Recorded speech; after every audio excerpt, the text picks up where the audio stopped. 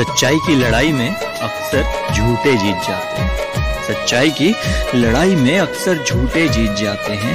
हालात सही ना हो तो अपने भी रूठ जाते हैं। किसी का कच्चा मकान देखकर उससे रिश्ता मत तोड़ना यार, कि किसी का कच्चा मकान देखकर उससे रिश्ता मत तोड़ना, क्योंकि मिट्टी की पकड़ना बहुत मजबूत होती है। अक्सर संगमरमर पे पैर फिसल ही जाते हैं। कौन दिशा में जान हो गईली चांद तू हमसे बता दो।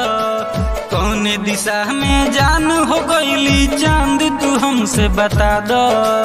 चलो तोड़ुए सांस खून के आस में हमके मिला दो। चलो तोड़ुए सांस खून के आस में हमके मिला दो। एक बार तू हमके मिला दो, मोर जान से हमके मिला दो। एक बार तू हमके मिला दो, हाँ जान से हमके मिला दो। फूलों में अक्सर कांटे होते हैं, प्यार करने वाले अक्सर रोते हैं। तड़पते हैं दीवाने तमाम उम्र, और तड़पाने वाले चैन से सोते हैं।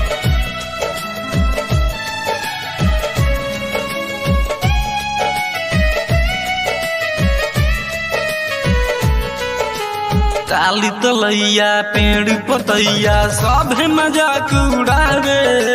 झील समंदर धरती अंबर केहू पता न बतावे। काली तलैया पेड़ पतैया सब मजाक उड़ावे। झील समंदर धरती अंबर केहू पता न बतावे। प्यार करे के ऐसन रब्बा हमके ना तू सजा दो। प्यार करे के ऐसन रब्बा हमके ना तू सजा दो। चलो तोड़ुए सांस खून के आस में हमके मिला दो। मोर जान से हमके मिला दो, मोर जान से हमके मिला दो। एक बार तू हमके मिला दो, मोर जान से हमके मिला दो। किसी ने मुझसे पूछा, जब तुम्हारा दिल तोड़ा गया तब तुम्हें दर्द नहीं हुआ? मैंने हंसकर जवाब दिया, तोड़ने वाला इतना खुश था कि मैं अपना दर्द भूल गया।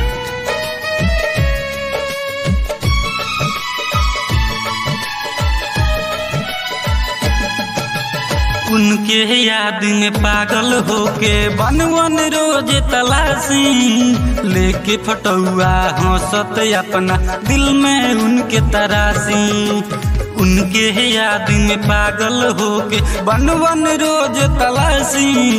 लेके फटुआ हंसत अपना दिल में उनके तराशी। रुआतानी आखिरी के उनसे दीदार करा दो। रुआतानी आखिरी के उनसे दीदार करा दो।